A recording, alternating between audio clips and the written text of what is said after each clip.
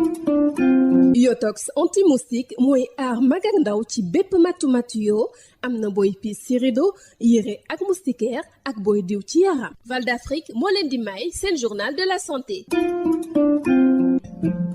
mbokk yi asalaamualeykum dal leen jàmm ci seen xibaaru wér-gi-yaram dañuy dem ca Kaolack district sanitaire ba amal benn lël ngir daal di yee ñi nga xamee ni si ñoo di yëngatu ci wàllu média ngir dooleel PEV bi niñ koy defee nag moo di fexe ba siiwal wesaare ñàkk bi nga xam ne si moom la ñuy def ngir aaru ci hépatite B ak papillomavirus humain ngir kat ñu mën a fagaru cancer bi nekk ci butitu njurukaay yi ci xaleel yu jigéen yi ak jigéen ñi nga xamee ni si dañoo toll ci wàllu njur. médecin chef district sanitaire bu Kaolack dellu si fii ci naka la ñuy defee ñàkk yooyu waaye tam seen solo ci ñi nga xamee ni si ñoom lañ ko jàkkleel docteur Niene Seck ñu déglu ko ci micro Birama Ndiaye. tey dañu amoon daje boo xam ne taskatu xibaar yi nekk ci Kaolack la ñu invité woon pour waxtaan ak ñoom ci lu war jëm ci waru ñàkk dans le cadre d'un projet qu'on appelle HPV+ bi nga xam ne li ko tax a jóg mooy wér-gu-yaramu jigéen ñi surtout njagamaar yi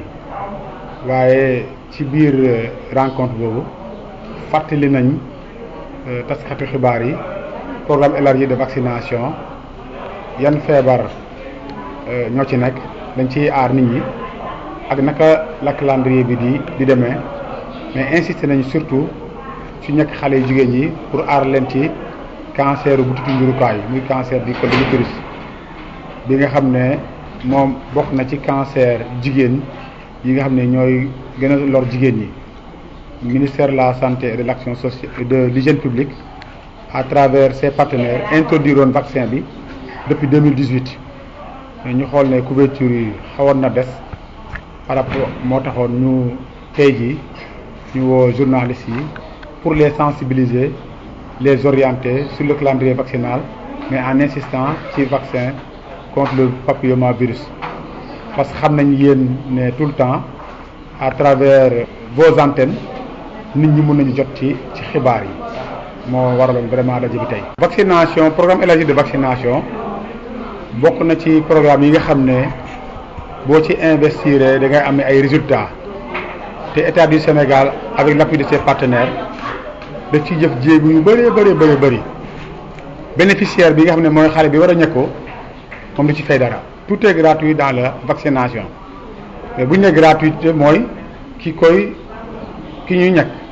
mais derrière am na koo xam ne moom mooy fay mooy état ak ay partenaires am waaye ki nga xam ne moom la ñuy ñàkk doomam moom du fay dara dañu ko naan rek indil sa doom mu ñàkk donc ñàkk boobu dina comme tàmbali ci xale ba mu juddoo ci biir salle d'accouchement ba muy am fukki weer ak juróom waaye xale yu jigéen ñi ñoom bu ñu amee juróom-ñeenti at jëm fukki at ak ñeent ci lañ leen di defal ñàkk bi nga xam ne moo leen di aar ci cancer butitu njurukaay.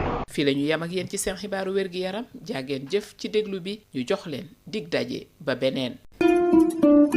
Yotox anti-moustique mooy aar mag ak ndaw ci bépp matu-matu yoo am na booy piis ci rido yére ak moustiquaire ak booy diw ci yaram. Val d'Afrique moo leen doon may seen journal de la santé. Yotox anti-moustique pour le corps, les vêtements, les rideaux et draps vous protège contre les moustiques chez l'adulte et l'enfant. Val d'Afrique vous offre votre journal de la santé.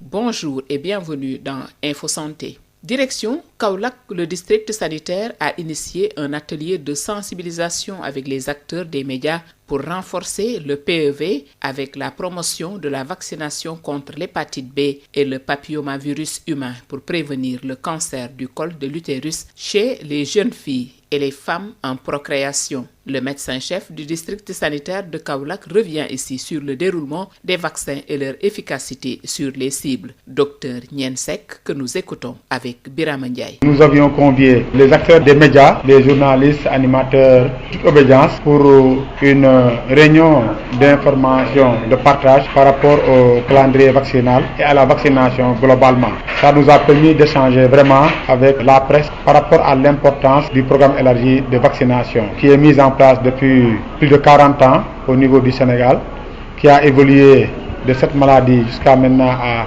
13 maladies qui sont évitables par la vaccination. Et c'est pour permettre qu'ils soient des relais à travers leur studio pour transmettre l'information auprès des populations pour le respect du calendrier vaccinal des enfants, mais aussi des jeunes filles âgées de 9 ans à 14 ans par rapport au cancer du col de l'utérus. L'hépatite B est dans le programme élargi de vaccination. C'est une maladie qui est très fréquente dans nos populations. La prévalence tourne autour de 10%. Donc pour se protéger contre l'hépatite, il faut vraiment vacciner les enfants de la naissance jusqu'à l'âge de 15 mois. Mais aussi en dehors de cela, pour les adultes qui n'ont pas eu la chance d'être vaccinés, ils peuvent se faire dépister. Une fois qu'ils sont négatifs, ils peuvent aussi se faire vacciner au niveau des structures de santé. Et en dehors de l'hépatite aussi, nous avons le cancer du col de l'utérus pour les jeunes filles âgées de 9 ans à 14 ans. Au début de l'introduction de ce vaccin, les couvertures étaient faibles. Mais nous avons élaboré un plan de relance qui nous a permis, en collaboration avec le secteur de l'éducation, ça nous a permis de vacciner beaucoup de filles à l'école, ce qui a fait que nos couvertures sont passées de 9% en 2022 à aujourd'hui plus de 100%. Info Santé, c'est fini. Merci de l'avoir suivi. Nous vous donnons rendez-vous pour un nouveau numéro. Yotox anti-moustique pour le corps, les vêtements, les rideaux et draps vous protège contre les moustiques chez l'adulte et l'enfant. Val d'Afrique vous a offert votre journal de la santé.